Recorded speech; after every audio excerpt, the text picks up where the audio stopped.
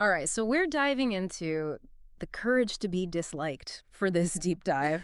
Yeah, And, this book, it's been everywhere. it really has. People are loving it, It's huge. promising this, path to happiness. Mhm. I mean, who doesn't want to hear about that? Right. Like, millions of readers can't be wrong, right? Yeah, and it's fascinating how they approach it Yeah. because it is like some pretty heavy philosophy, Oh, yeah. but it's all in this dialogue Yeah. between like a wise philosopher Right. and then this young guy. It's so smart. He's basically like us full of doubts. Totally. Yeah. And it's it's almost sneaky how readable it is. It is. You get sucked in and then boom. The premise is like a punch in the gut saying the world's not actually this complicated mess. Right. We make it out to be. It's not.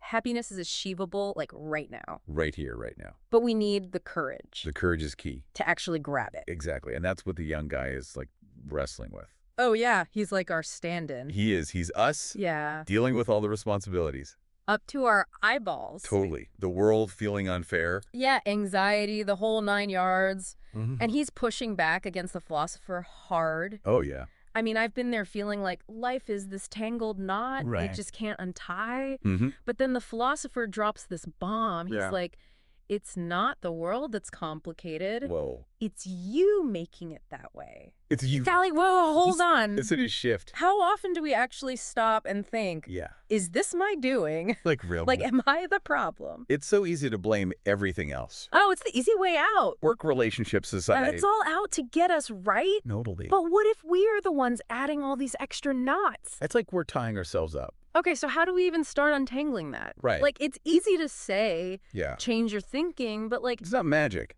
how do you actually do it? So there's this analogy the philosopher uses.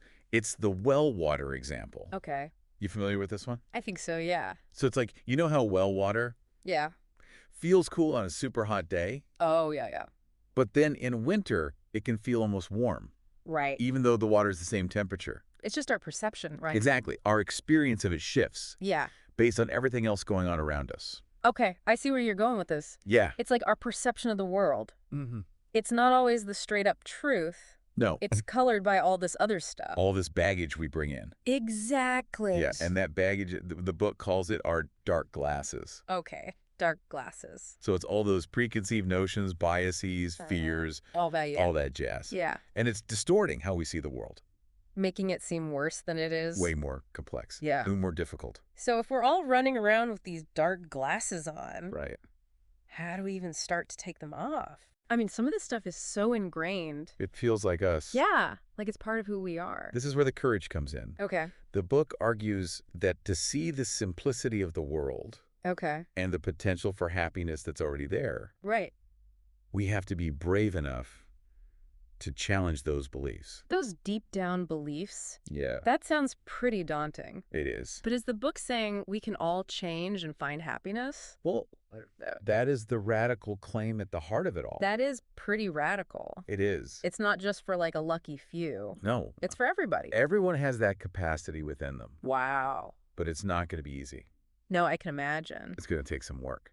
Okay, so let's say we buy into this whole idea Hmm. that we can actually choose happiness. Yeah. How do we even make that choice? Right. It's not like You can't just be snapping your fingers. no magic button. Right, and deciding to be happy. Exactly. So where do we even start? Well, this is where the book gets really interesting Okay. because it's rooted in this whole system Okay. called Adlerian psychology. Okay, I've heard of that. And that's where we find the tools Okay. for actually making this change happen. To be honest, it's a bit fuzzy for me. Yeah, that's a whole thing. What's the core idea we need to get here? So one of the biggest things is this idea of teleology. Teleology. Okay, it's a fancy word, but Yeah, break it down for us. basically it means we're pulled forward by our goals, Okay. not pushed around by our past. Oh, I like that. So instead of getting stuck in the why me, Yeah. the why now of everything Yeah. that's happened, Right, all that baggage. yeah, we should be looking ahead at what we want. So instead of dwelling on the past, Hmm. we should be focusing on what we want to achieve. Exactly. Yeah. Future focused. Think about how often Yeah. you're replaying old hurts, rehashing arguments in your head. Oh, all the time. Yeah. And teleology says, hey, that's keeping you stuck. Right. What do you want your future to look like? Okay, I can see how that would be helpful. It's a shift in perspective. But for someone who's battling procrastination. Okay, yeah. How does that actually help? Right. It's not like I want to procrastinate. True. It just sort of happens. But procrastination is often about fear, right? Oh, that's a good point. Fear of failure, Yeah. fear of judgment. Yeah, hold on. So if you shift to this teleological mindset, Okay. you ask yourself, okay, what will my life actually be like Oh, yeah. if I keep putting this off? Right. Does that align with my goals? Oh, that's good. Yeah, you're flipping the script. Instead of feeling powerless, Mm-hmm. you see how your actions or inaction Right. are shaping your future. You're in the driver's seat. There's that quote from the book Oh, yeah. that really hit me. Which one? It says, no matter what has occurred in your life up to this point, Okay. it should have no bearing at all on how you live from now on. Powerful stuff. It's like permission to just hit the reset button. It's saying the past is the past. Yeah. It's not denying it happened, Right. but it's saying you're not chained to it. You're not a prisoner. You have the power to write a new chapter. It is freeing, but I think for a lot of us, that's where the courage part of the title comes in. Totally. It's scary to let go of those old patterns, Even if they're not working for us. even if they're holding us back. Yeah, and the book talks about the courage to be disliked. Right, right. And I think that's often misunderstood. What do you mean? People think it means like Yeah. being a jerk. Like just be mean to people. Yeah, going out of your way to rub people the wrong way. Right. So it's not about that. No, not at all. Not about being confrontational for no reason. It's more about recognizing Okay. that true freedom comes from living in alignment Okay. with your own values and goals, Yeah. even if that means some people won't like it. We spend so much time trying to please everyone. Oh, so much energy. It's exhausting. It really is. But the book is saying like, hey, break out of that mold. Yeah, be your authentic self. Yeah. Even if it ruffles some feathers. Even if not everyone's going to love it. Exactly. It's about that internal shift Okay. from what will people think Right. to what truly matters to me. Debate shift. When you start living from that place, Yeah. you're bound to run into some resistance. There's going to be some pushback. Absolutely. And that's where the courage comes in. yeah, having the guts to say, Yeah. this is who I am, this is what I believe, And I'm not apologizing for it. even if it means losing some approval. Wow, that's powerful. It's recognizing you can't please everyone. Right. You can't make everyone happy. And honestly, trying to do so Yeah. just leads to resentment. And unhappiness. You end up miserable. This is making me think about those relationships. Oh, yeah. Where you're constantly walking on eggshells, trying to avoid conflict or disapproval. yeah, are those even real relationships? Is the book saying ditch those relationships? Not necessarily. Okay. It's more nuanced than that. So how do we deal with those? So this ties into another big idea Okay. from Adlerian psychology, the separation of tasks. Okay, separation of tasks. What's that? We need to get clear on what's our responsibility Okay. and what's the responsibility of others. So it's like setting boundaries. Exactly. You can't control how other people think or feel. You can only control your own response. You can only control yourself. A big part of it. That's huge. It's about saying, look, I can't fix your problems, Right. but I can be here for you. Support without taking on their stuff. Offer support without taking on their baggage. This is making me think about a friend of mine who's always complaining about her job. Classic. And I always feel like I have to offer solutions. Right. You got to fix it. But she never takes my advice. Of course not. It's exhausting. That's a perfect example of blurred tasks.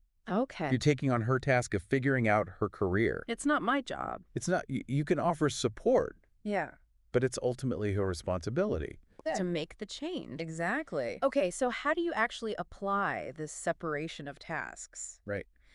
It's one thing to understand it, Yeah. but how do you say no to someone It takes practice. who's used to you always saying yes? It can be uncomfortable. Yeah, I can imagine. It's about setting clear boundaries, Oh, communicating your needs assertively, okay.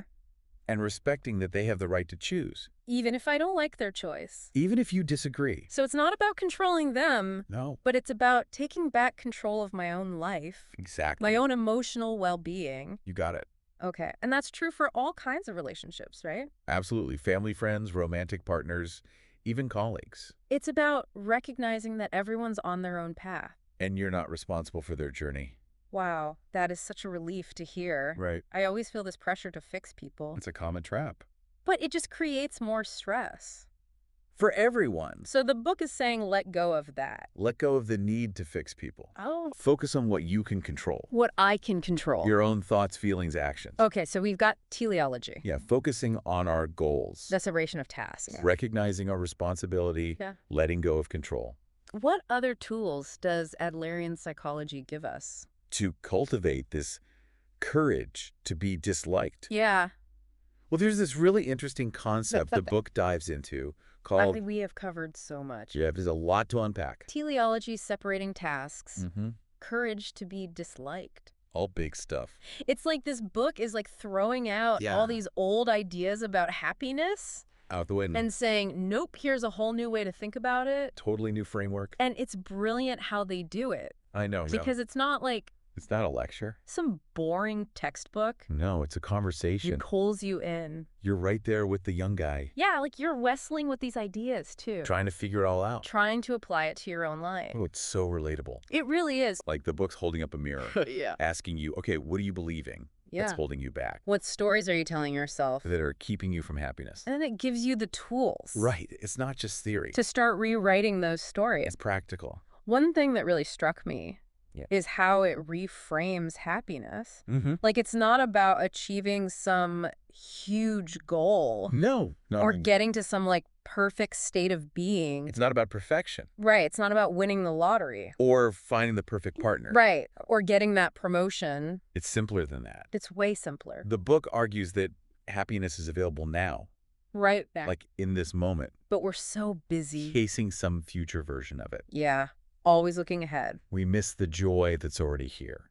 So it's about shifting our focus Exactly. from what we lack to what we have, from what's wrong to what's right. From what we can't control to what we can. It's a big shift. Huge mental shift. This all makes sense, but Yeah. it also feels kind of radical It is. because society tells us we need more to be happy. More money, more stuff, more status. More, more, more. Yeah, the book's saying the opposite. Less is more. It is a radical idea. But think about it. Yeah. How often do you achieve a goal You reach that milestone, and the happiness is fleeting?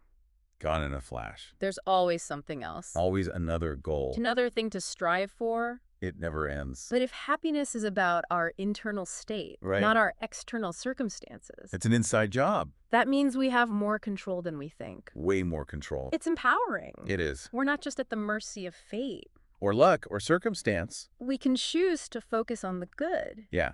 Find joy in the simple things. Be grateful for what we have. Exactly. It's a choice. Okay, but what about those times when life throws you a curveball, Right. like losing a job or someone gets sick? Right. Real tough times. Is the book saying just pretend to be happy, No, not at all. even when things are falling apart?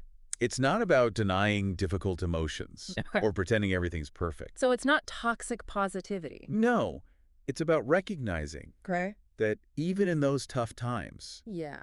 there are still things to be grateful for, These glimmers of light. even in the darkness. Happiness isn't a constant state.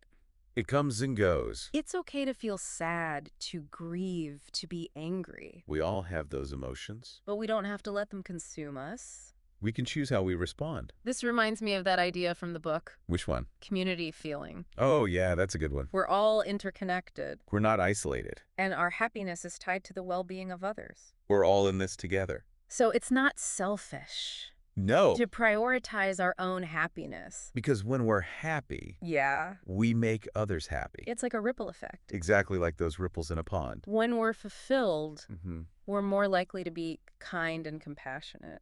We spread that positivity. And that creates a better environment for everyone. It's a win-win. So if we had to sum up everything, From this whole deep dive, what would be the key takeaway for you? for me, it's this. You have the power to choose happiness. You do. It's not something that happens to you. Okay. It's something you create. Through my thoughts, beliefs, actions, It's about taking responsibility, for my own well-being, letting go of what you can't control, focusing on what I can, having the courage to be yourself, even if some people don't like it. and recognizing that happiness is a journey. Not a destination. It's a lifelong practice. Of choosing love, kindness, connection. Beautifully said. So, the courage to be disliked. It's a powerful book. It reminds us we're not victims of our circumstances. We have the power to change. We're the architects of our own lives. We can create a reality filled with joy and meaning. And it all starts with a simple choice. The choice to have the courage to be disliked. And that choice can change everything. It really can. thank you for joining us on this deep dive. Into the courage to be disliked. We hope you found it insightful and maybe even, A little bit challenging. yeah, a little thought-provoking. Definitely. Remember the journey to happiness. Starts with a single step. What step will you take today?